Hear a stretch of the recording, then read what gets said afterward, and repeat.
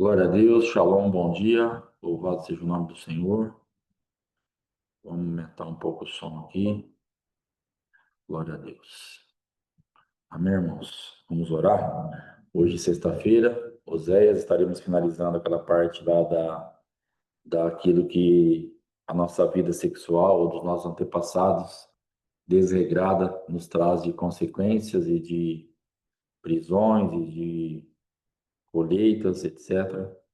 Nós vamos ler já já uma das passagens aqui, 1 Coríntios 6:18. Deixa eu aproveitar para dar uma dica aí para os pregadores que estão aí já na live no momento. É a gente tomar bastante cuidado, porque a gente tem o costume de falar 1 Coríntios, Segunda Coríntios, Segundo Coríntios. Então, as cartas, você vai sempre falar como, porque é carta. Então, é 1 Coríntios, Segunda Coríntios. E os livros é 1 Crônicas, Segundo Crônicas, tá bom? Prestar atenção nisso daí, porque a gente confunde bastante. Mas é bom a gente estar falando aí da forma correta, porque tem essa separação. Vamos lá, então. Vamos orar. Pai, em nome de Jesus, quero te agradecer, te louvar por estar aqui na tua presença nesta manhã. Obrigado pela tua graça, obrigado pelo teu amor, obrigado pela tua grandeza, obrigado por tudo que o Senhor tem operado nas nossas vidas. E temos uma convicção muito firme e uma expectativa e uma esperança, mesmo que esperando contra a esperança, como o teu filho, como o teu servo Abraão declarou ali. Quantos de nós estamos esperando contra a esperança? Porque nós estamos já cansados, estamos numa labuta, às vezes na mesma situação há muito e muito tempo, e parece que nada vai acontecer, nada vai mudar, mas nós temos esta chamada da parte do Senhor para continuarmos crendo, operando, perseverando, insistindo, tendo fé, aplicando, buscando mais entendimento até que se rompa, esperando contra a esperança. Que o Senhor nos ajude, que o Senhor nos dê graça, em nome de Jesus. Amém e amém. Amém, irmãos. Esperar contra a esperança não é brincadeirinha, não, mas é possível.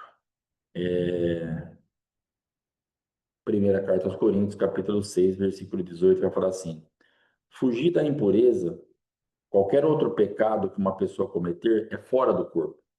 Mas aquele que pratica a imoralidade peca contra o próprio corpo. Acaso não sabeis que o vosso corpo é santuário do Espírito Santo, que está em vós, o qual tendes da parte de Deus, e que não sois de vós mesmos? Porque fostes comprados por preço. Agora, pois, glorificai a Deus no vosso corpo. Então, esses três versículos, ele vai trazer aqui uma leitura bem ampla do quão profundo é para nós que trabalhamos a respeito de profundidade de pecado, desdobramento do pecado. Esses versículos ele vai embasar bem isso na área sexual, porque se nós formos parar para meditar no que Paulo está falando, nós veremos aqui alguns desdobramentos e a profundidade do nosso pecado. Shalom, pastora, bom dia. E a profundidade do nosso pecado na área sexual, porque nós tínhamos o entendimento, mesmo muitos cristãos ainda têm esse entendimento, que é um ato, que é um acontecimento, que é um relacionamento e que acaba por ali e ponto final, e foi bom, foi ruim, isso tanto faz, e vamos embora, e vida que segue. Só que não é vida que segue, é vida que segue, mas agora contaminado. Agora você está carregando alguém junto com você. E nós temos aí aquela demonstração bem antiga e clássica da doutora Neuza Etioca, onde ela colou ali aquela vez, né? A primeira vez que eu vi foi com ela, onde ela cola dois papéis de cores diferentes e depois ela puxa e fragmentos do azul vêm no vermelho e vice-versa. Então, é isso que vai acontecer inevitavelmente quando nós nos relacionamos sexualmente. Isso não é opcional, não tem como você falar que você não quer, que você não está afim disso, que é só, não tem, vai colar um no outro, vai vir fragmentos e você vai transferir fragmentos. Então, dentro desse ambiente, olha o que Paulo está falando como é sério. Foge disso. Ele está falando, fugir dessa impureza. Qualquer outro pecado que uma pessoa cometer é fora do corpo, mas aquele que pratica a imoralidade peca contra o próprio corpo. Então, qualquer outro pecado, ele está falando que é para fora. Agora, esse pecado, por quê? Porque vem alguém justamente morar dentro de você. Só que aí a coisa se complica muito mais, porque o Espírito Santo já mora dentro de nós. Então, nós temos que entender que esta autorização de morada que nós damos através do ato sexual, nós estamos repartindo o espaço da nossa morada com alguém e essa morada pertence ao Espírito Santo. Então fica muito grave a nossa atitude, aquilo que nós fazemos diante dos olhos do Senhor e em consequência, porque nós colocamos o próprio Espírito Santo num lugar de muito constrangimento, porque tem agora um estranho, ele habitava só dentro de você, mas agora, como eu ou você, na prática sexual ilícita, nós adquirimos outra pessoa, nós estamos com alguém dentro de nós, então o Espírito Santo tem que continuar habitando ali, porque nós somos crente, ou nós nos convertemos depois dessa prática, ou se nós fizermos isso depois de convertido, o Espírito Santo não vai embora por causa disso, mas ele está habitando agora no lugar que nós fomos comprados por preço, mas agora, então, nós estamos, não sabeis que o vosso corpo é santuário do Espírito Santo. Então, nós estamos divididos esse santuário. E isso, então, se torna muito grave e é um desdobramento de pecado que é muito importante que nós nos arrependamos. O Espírito Santo nos perdoa, porque eu permiti que alguém entrasse num espaço que é do Senhor. Alguém entrasse onde o sangue do Cordeiro pagou para morar sozinha, como se você, imagina você, a tua situação, você aluga um espaço para você, você paga um espaço para você, você compra, na verdade, esse espaço. Eu estou aqui na minha casa, esse espaço. Então, de repente, tem pessoas morando aqui dentro. Eu não vou gostar disso. E você também não vai gostar disso. Mas é exatamente isso que acontece quando nós nos relacionamos, ou aquilo que nós herdamos dos nossos antepassados, nesse relacionamento sexual. Porque ficou ali, naquele espaço comprado, pago por Jesus Cristo, o justo pelo injusto, ele pagou um preço para que o Espírito viesse morar dentro de você e dentro de mim, e de repente nós permitimos que tenha mais gente junto. Nós desonramos a Deus com isso. Então, que nós meditemos nisso, nos arrependamos disso e limpemos a nossa vida aí nesse quesito também. Agora, Oséias, capítulo 5, versículo 4.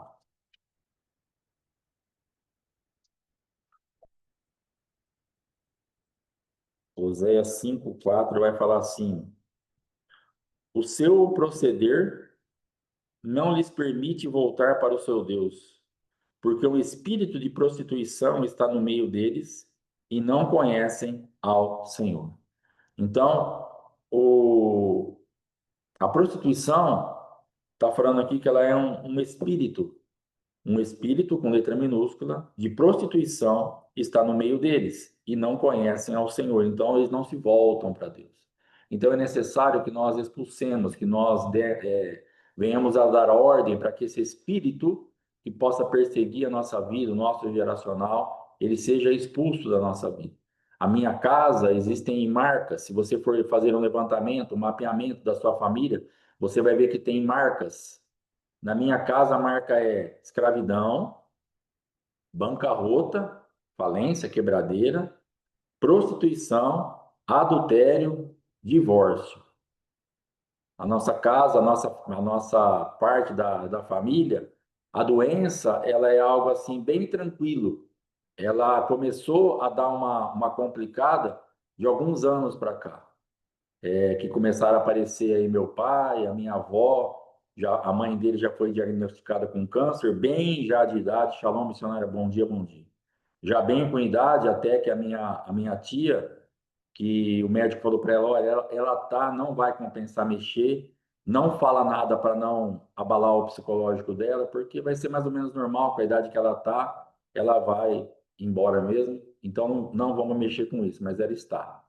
Então começou ali na minha avó, foi a primeira notícia de câncer da família que eu ouvi.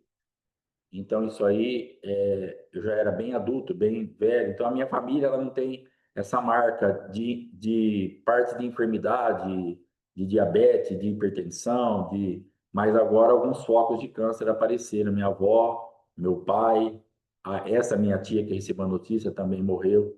E essa minha tia é algo muito interessante, que também vamos fazer um parênteses aqui, porque essa minha tia, quando ela era muito nova, ela tinha os seios muito grandes.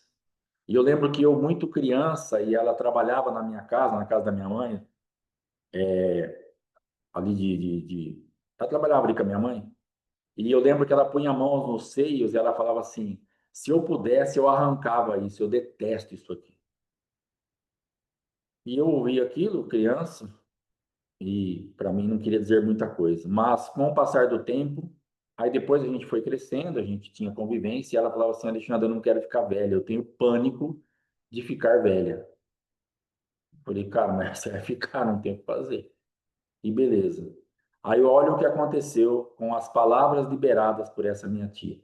Numa determinada época da vida dela, com uns 35 anos, dá câncer de mama, ela tira uma, depois passa para outra, ela tira outra, e aos 37 anos ela morre, com uma metástase. E então ela teve os dois seios que ela queria arrancar arrancados, que ela falou que se ela pudesse ela arrancaria, e ela não fica velha porque ela morre com 37 anos. Então, nós tomemos muito cuidado com as palavras. Se nós já liberamos muita besteira, também é bom que nós nos arrependamos. Estamos entrando um pouquinho em outro assunto, porque é importante, que nem a minha vida naquela época do surto dos 50, eu clamei pela morte. Então, eu tenho que me arrepender disso, porque ficou lá no mundo espiritual. Eu pedi. Eu queria que o carrinho que passa aqui em Duartina anunciando, com pesar que anunciamos o falecimento da senhora tal, do senhor tal, por várias vezes eu pensei, poderia falar, com pesar que anunciamos o falecimento do senhor Alexandre Monteiro. Eu pensava, podia ser eu. Eu queria morrer naquela época, porque para mim não tinha sentido nenhum mais nada. Então, se você tem muitas palavras, muitas besteiras lançadas no mundo espiritual, também em nome de Jesus, se arrependa disso.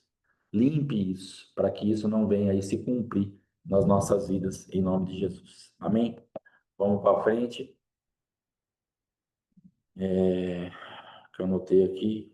Provérbios 29, 3.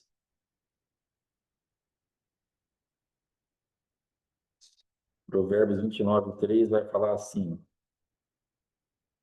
o homem que ama a sabedoria alegra a seu pai, mas o companheiro de prostitutas desperdiça os bens. Nós começamos todo esse assunto justamente por alguns atendimentos seguidos que a gente fez a respeito de pessoas que estavam com problemas ou que estão ainda com problemas muito sérios na parte financeira e justamente fazendo um levantamento, área sexual muito conturbada, tanto da pessoa ou às vezes dos seus antepassados ou de quem está ao seu redor sugando esta energia, sugando essa renda, porque às vezes o que acontece? Existem alguns pontos de coisas que o adversário levanta, você já está liberto, você já se arrependeu, você já está bem, mas tem uma pessoa muito próxima a você, presa nesse ambiente que acaba comendo da tua finança. E aí você fala assim, mas eu não tenho mais nada, eu já limpei, eu já orei, eu já me arrependi, mas quem está perto de você, você vai ter que fechar essa torneira, porque essa regência está sendo um estilhaço para mexer na tua finança através do mesmo caminho, mas a tua vida já está em ordem, não tem mais nada a ver com você. Pode ser que tenha ainda, mas se o Senhor testificar que não tem mais nada com você, presta atenção para onde está indo, e pode ser que você detecte nessa pessoa, num filho, no marido, na esposa, porque às vezes você tem uma finança saudável, mas o teu marido tem um caminho esquisito na área sexual. E a tua finança automaticamente, porque você é uma com ele. Exatamente o que está lá em 1 Coríntios. Está morando junto. Faz parte. É um só. Pecou contra o próprio corpo. Ele puxou você para aquele ambiente. Agora você vai ter que orar. Pode orar por você, o arrependimento por identificação, se desligar desse ambiente e blindar a sua finança. Porque senão você vai ser arrastado. Mas eu não entendo, o meu dinheiro não vai. Eu trabalho, eu faço, eu dizimo, eu oferto, eu primicio, eu honro, e mesmo assim não sai do lugar, está sempre devendo, sempre no vermelho, sempre complicado, porque pode ter uma regência aí mexendo na tua finança com esse direito que o seu cônjuge deu ou está dando. Então, cheque isso daí. Então, aqui, está falando que o fim, vamos ler de novo aqui, 29:3. Mas o companheiro de prostitutas, olha bem, o companheiro de prostitutas desperdiça os bens. Eu tive uma pessoa que trabalhou comigo uma época, e ele, muito órfão, muito carente, muito. A mãe dele, para vocês terem uma base, o pai nem queria contato, e a mãe falava para ele assim: Ô Fulano, existe o zero à esquerda e existe o zero a nada. Você é um zero a nada, você não representa nada, você não é ninguém. Então aquilo foi encalacrando na vida dele. E uma pessoa, ele é muito trabalhador, um cara muito, assim como gente, muito gente boa. Mas olha o que ele fez num determinado ponto da vida dele. Ele morava sozinho e era tanta carência, tanta orfandade, tanta necessidade de pertencer a algum lugar, que ele então começa a frequentar um prostíbulo na cidade que ele morava, e ele faz amizade com a dona daquele lugar, com as mulheres daquele lugar, e num determinado período da vida dele, ele falou assim: eu morava ali, eu tinha um quarto, e eu levava ali as coisas, as comidas, as pessoas cozinhavam, eu comia, eu só não ia almoçar porque eu almoçava no trabalho, mas eu jantava, eu morava, eu habitava dentro daquele ambiente. Então ele foi morar numa casa de prostituição, literalmente. E aí o que aconteceu? Ele recebeu um acerto uma vez, era um acerto, assim, para a situação dele, era um bom dinheiro, creio que 30 e poucos mil reais, que às vezes para alguns não representa muita coisa. Para mim, por exemplo, esse valor hoje representa bastante coisa, e para ele na época representava muita coisa. E eu sei que quando ele viu, ele foi no mercado comprar fralda para o filho, e ele passou o cartão no débito e o cartão não passou. Ele falou: não, passa que tem dinheiro aí. Não passou, não passou, ele puxou o saldo, ele não tinha dinheiro para um pacote de fralda. Ele gastou 30 e poucos mil reais. Por quê? Porque ele vai desperdiçar os bens. E então, essa palavra se atrela muito bem. Companheiro de prostitutas. O cara morava ali. Ele fez amizade. Ele era realmente isso daqui. Ele estava muito perto. Então, o que que vai fazer? O companheiro de prostituta desperdiça os bens. Então, ele falou assim, ele entrou em pânico, que na época a gente estava junto, trabalhando, ele falou: cara, não tem dinheiro, não tinha dinheiro para comprar um pacote de fralda para o meu filho, e eu não sei o que eu fiz. Eu comprei algumas coisas para minha casa e o resto desapareceu. Por quê? Porque tinha regência ali, muito envolvido com prostituição, muito envolvido com a parte de vídeos de pornografia, ele passava a noite. Então, assim, eu estou dando um exemplo de uma coisa prática que eu sei que aconteceu, e eu não sei como está a vida desse rapaz hoje. Mas agora imagina isso, ele casa, nessa época ele era casado, ele está transferindo todo esse ambiente para sua esposa, ele tem um bebezinho, e ele também está gerando esse ambiente para o seu bebezinho. A esposa já tinha um filho que ele assumiu, que ela era viúva, apesar de nova, ela perdeu o marido bem nova, e ele também então está ali inserindo aquilo que ele está criando, agora ele é autoridade, e ele vai propagar isso. Então, dentro desse ambiente, não só a finança, mas em todas as coisas vão desandar muito se não houver arrependimento e limpeza. Então, dentro da sua vida aí, você vai ter que checar isso e trabalhar esses temas, porque a tua finança pode sim estar sendo destruída por isso. Provérbios 23, do 26 ao 27. Dá-me, filho meu, o teu coração, e os teus olhos se agradem dos meus caminhos. Pois cova profunda é a prostituta, poço estreito a alheia. Ela, como salteador, se põe a espreitar e multiplica entre os homens os infiéis. Para quem são os ais? Para quem os pesares? Para quem as rixas? Para quem as queixas? Para quem as feridas sem causa? E para quem os olhos vermelhos? Para os que se demoram em beber vinho, para os que andam buscando bebida misturada. Não olheis para o vinho, quando se mostra vermelho, quando resplandece no copo e se escoa suavemente, pois ao cabo morderá como a cobra e picará como o basilisco. Os teus olhos verão coisas esquisitas e o teu coração falará perversidades. Será como o que se deita no meio do mar e como o que se deita no alto do mastro. E dirás: espancaram-me e não me doeu, bateram-me e não o senti. Quando despertarei, então tornarei a beber. Então, aqui na Bíblia da apóstola aqui que eu estou lendo, está escrito: viciou-se. Então ele entrou num ritmo. Então, quando eu vou voltar a beber, ele já está agora aprisionado nessa rota, porque agora essa conduta dele com esta cova profunda que é a prostituição, ele foi ficando enredado, enredado, e a gente percebe que é uma fala aqui que isso vai trazendo como uma teia de aranha mesmo, vai enredando e vai trazendo ali um ambiente muito esquisito em torno dessa pessoa.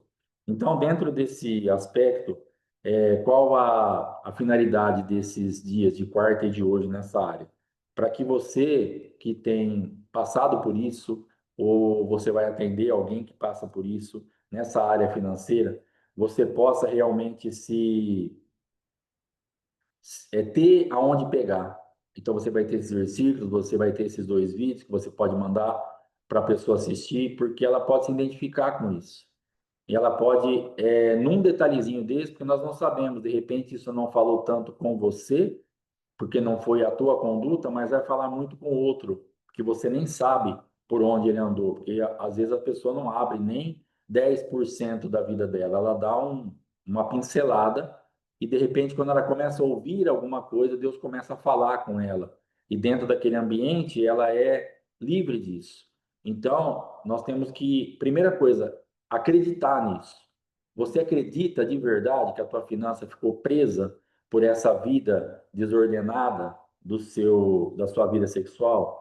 Ah, eu não acredito nisso. Eu acho que é exagero, eu acho que é coisa da cabeça de vocês, eu acho que então eu não sei quais os argumentos estão dentro de você, porque dentro de mim existiam muitos argumentos. Existiam muitas falas desfavoráveis dentro desse ambiente, onde eu simplesmente não acreditava. Simplesmente eu achava o quê? Para mim, já está resolvido isso daí. Então eu não sei como que você está. Eu não sei como você está na sua vida de prostituição, de adultério, de masturbação, dessa vida devassa que você pode ter levado, se você acredita nisso. Então a primeira coisa que você vai ter que fazer, se você não acredita, então não vai adiantar nada essa ministração, porque para você não vai ter efeito, porque você não vai ter fé. E você vai ter, então, recorrer ao Senhor e falar: Senhor, é isso daí mesmo? A minha finança, o meu caso é esse? Porque eu nem acredito nisso. Aí, se você está nesse estágio, ou nesse estado, você vai orar e vai perguntar, o Senhor confirmando que é isso, aí você começa a aplicar essas coisas. Mas não faça isso sem fé, porque sem fé você não vai chegar a lugar nenhum. Aí o que que você vai falar daqui 2 meses, daqui 3 meses, quando a tua finança estiver do mesmo jeito? Ah, eu fiz tudo lá que o apóstolo falou, que vocês já falaram um monte de vezes, me arrependi, fiz aquilo, fiz outra coisa, mas não vi mudança, porque você não teve nem fé para isso. Você fez só porque você achou que você tinha que fazer. Mas se você não tem fé, não vai adiantar nada. Então, primeiro, seja convencido desse pecado. Então, pecado, juízo, justiça, nós vamos ser convencidos disso. Depois nós vamos aplicar a palavra para a gente ser liberto.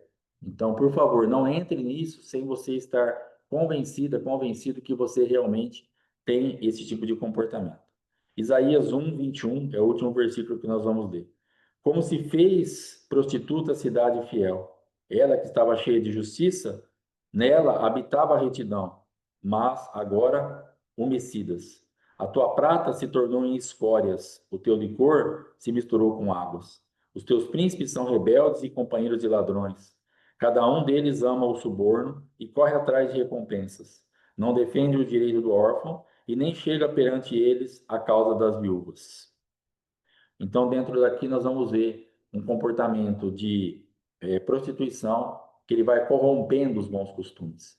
Ele vai tirando, ele vai minando aquilo que você já tinha construído a partir de Deus. Aqui Deus está falando de uma habitação, de uma cidade, mas, ao mesmo tempo, nós podemos trazer isso para nós. Nós somos uma habitação, nós somos uma terra, e nós vamos fazer exatamente isso aqui.